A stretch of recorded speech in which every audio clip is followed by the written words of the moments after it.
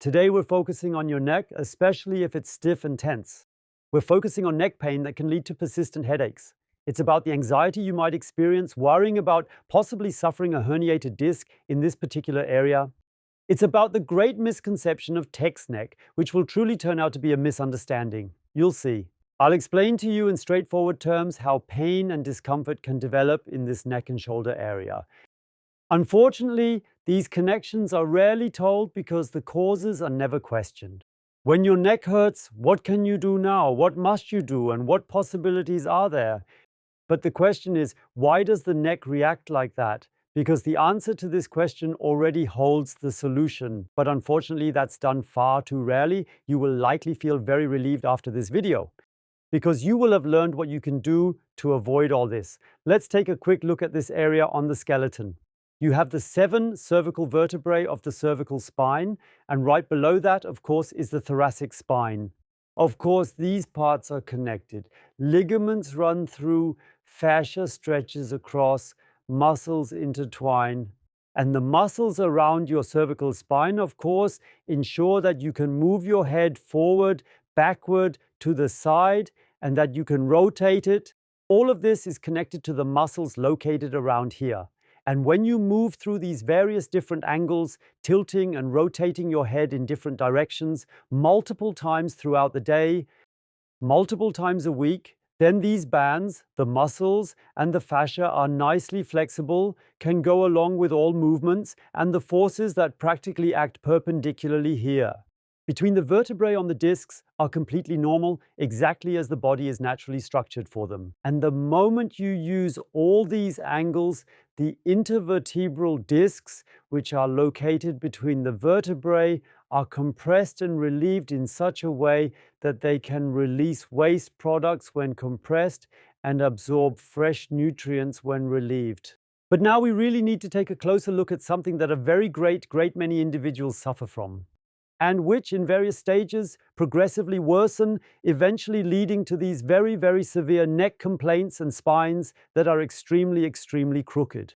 I'll explain to you what happens there.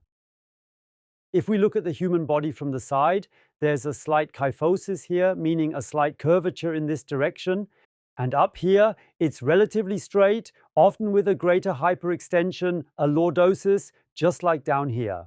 And when this curvature is balanced, it's just right for the intervertebral disc, because the spine needs this alignment to function properly, you see.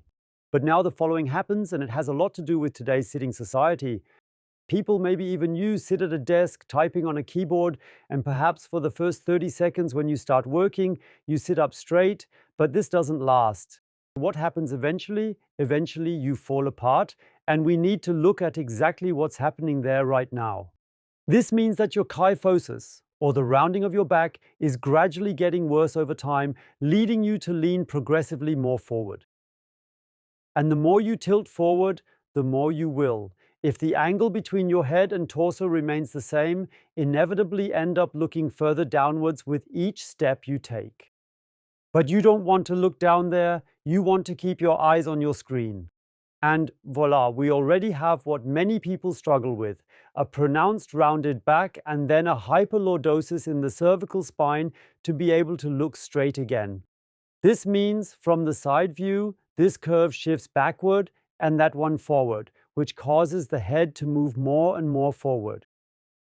And when the head comes more forward, there's naturally the effect of gravity. The head also weighs quite a bit, and then the muscles back here, which prevent the whole thing from tipping forward, have to work harder. They go into a constant stress, and at the same time, because this overstretching is getting more extreme, they are also getting shorter. They have to hold, become shorter, and tense up. And that is essentially how the origin story of a stiff neck unfolds. And you surely have examples in your family as well, mostly older people, unfortunately,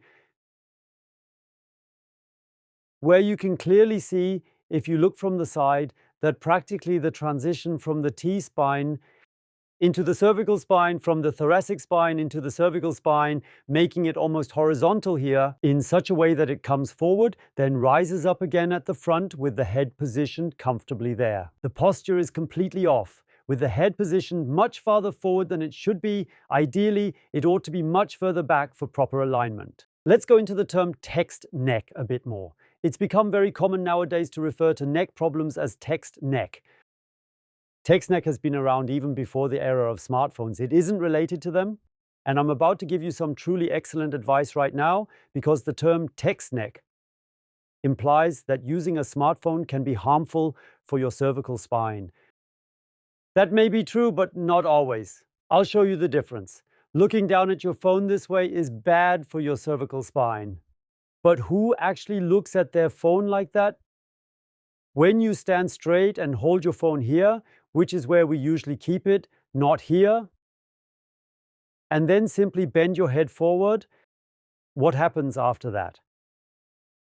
Then you really stretch precisely the shortened neck extensors, which become elongated as a result of bending your head forward. That means you can really use your phone, no joke, I'm absolutely serious about that, yeah? You can actually utilize your phone as a helpful training tool to effectively relieve and ease your neck tension. As a stretching exercise, take your phone, keep your thoracic spine straight, and look down like this instead of naturally looking down. No one should really do that, but keep straight, tilt your head slightly, and the more you look at your phone like this, the more you nicely stretch your neck. Ultimately, it's about addressing this deformation that has occurred here, the exaggerated rounding of the back and this hyperlordosis, this excessive overextension here, to restore balance again. And there are some truly wonderful exercises available for that, which you can gradually work on step by step. And once you've sorted all of that out and the posture is correctly aligned again, it works successfully at any age. You can achieve it even at 15, 18, at any age. I used to have it myself before. It just needs to be retrained just through the appropriate exercises. It's a matter of the numerous ligaments surrounding this area. If these are still soft and you are under the age of 20, maybe also 25, it progresses fairly quickly. When you reach 30, 40, 50, 60, or even 70, yes, even then it's possible to train all of that back again. However, naturally, it takes a longer time, and then you can sort of revert all of that once more, and afterwards it happens rather quickly, in fact, especially when you're young, because as soon as you manage to get your head back into a more normal position, then the leverage quickly decreases. This means that the constant strain from being pulled down, which needs to be absorbed, decreases relatively quickly. The more you return the head to a normal position, the easier it becomes for you to maintain it in position and the less work your muscles have to do. If you're experiencing these common neck issues, there are two important things you should do now. Number one, you need to bring a lot of the muscles and fascia located around this area back into a good, stretched, and flexible condition. By doing this, part of the nourishment is already ensured because your intervertebral discs are being compressed and relieved in a way that the nutrients are squeezed out, the waste products, not the nutrients, and that the nutrients are then absorbed during the relief. So once again, when you bend your head forward, the discs in the back are relieved, they can absorb fully, and in the front, they're compressed, pushing out waste products. When you hyperextend the neck and tilt it backwards, the front is relieved, allowing nutrients in and waste products to exit at the back. If you tilt your head towards the left side, then the intervertebral discs on the right side experience relief, while those on the left are subjected to stress. So here, you absorb nutrients, drawing them in, and expel waste products out. And it's the same on that side as well. An especially effective method to provide stimulation to your cervical spine is by rotating your head. Because when you twist now, the intervertebral discs are pressed on the entire surface. So all the waste products are expelled and then released again. When straightening the head, nutrients flow back in. That means just this small exercise alone, every now and then, once like this, back, once like this, back, perhaps 2 or 3 times, lasting about 30 seconds. It's really no big deal at all, yeah. You can keep talking while doing it. You lose 0 time. And in that moment, you've already done a lot, only we unfortunately don't do it. We unfortunately don't do it. The only thing we do is when we drive out of the parking space once a day, we always turn to the side. We rarely drive out sideways because that would mean we're parking incorrectly. Do you understand? And all of this needs to be normalized again. Then you'll find with us, and we'll get to that later, plenty of exercises for it. That's the one thing you absolutely need to do. You must lengthen the muscles again, bring back the flexibility, which in turn nourishes the discs and addresses the overall tension thoroughly. The pressure that practically acts axially, they say, on the cervical spine needs to be relieved again to prevent herniated discs. There are so many people, I mentioned earlier, I believe, who live with slipped discs and don't even know it. At some point, there are accidental findings. And the other exercises you should do if you really want to address the problem from the start, which I recommend to everyone, is to restore the normal curvatures here. And for that purpose, lying on your back is especially beneficial, even while you're asleep, for instance. But that's another subject. Yes, it's lying on your back, because when you're lying on the floor, on a solid surface, you can actually feel and thoroughly evaluate how the head is positioned and how you can align yourself so that what has developed excessive curves, there's excessive lordosis present here, too much lordosis over there, and the head is positioned too far forward. You can think of it like a house that you're renovating, remodeling, where you make the rooms more beautiful, especially if they haven't been well arranged over the decades. You can bring all of that back to normal with the appropriate exercises, and doing so simply requires a lot of dedicated time and effort. And as I said, when you're still young, it happens quite quickly. The older you get, the more. It generally takes a bit longer, but there's also a truly wonderful aspect to this, which is that the pain you experience, the tension you're dealing with, can normalize surprisingly effectively. The restructuring processes in order to return to the normal.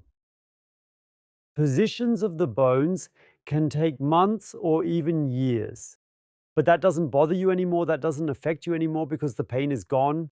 Just don't make the mistake of stopping the exercises when the pain is gone, because then it'll start all over again. I hope you are able to clearly follow along with everything that I've explained, because that is the root cause of the entire issue with stiff necks, the surgeries that are performed, and so on and so forth. If you want to avoid that, do the right exercises. We have exercises on our YouTube channel, which you're on right now. And please help spread the word and share this video as often as possible. It's important for people to know about it.